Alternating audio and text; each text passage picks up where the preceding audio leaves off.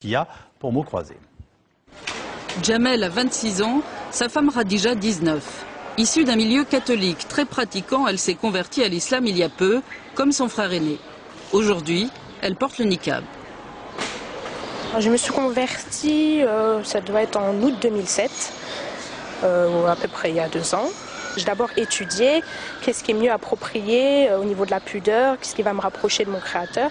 Et c'est là vraiment petit à petit qu'on m'a orientée vers ces différents types de voiles, quoi. On, c'est qui? Mon frère ainsi que sa femme et des relations que j'avais.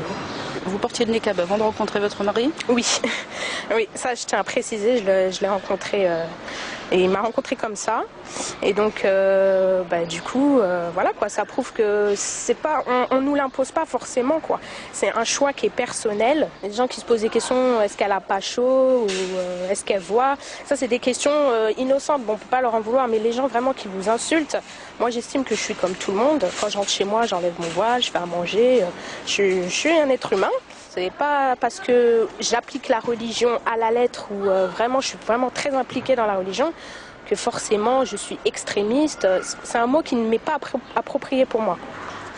Elle a des regards agressifs même des forces de l'ordre, des policiers, quand elle croise des policiers. Donc ça, je trouve ça inquiétant, moi, surtout. C'est surtout ça qui m'inquiète. Si jamais une loi passait interdisant donc de porter le niqab, vous partiriez? Mais si, par exemple, elle peut plus sortir en France comme ça, je vais pas la bloquer chez moi. Je vais pas lui obliger de retirer son niqab. Donc le mieux que je puisse faire, c'est soit aller en Angleterre ou dans les autres pays européens, si je peux pas aller dans un pays musulman, pour aller dans un pays où elle puisse au moins marcher en sécurité dans la rue avec son niqab.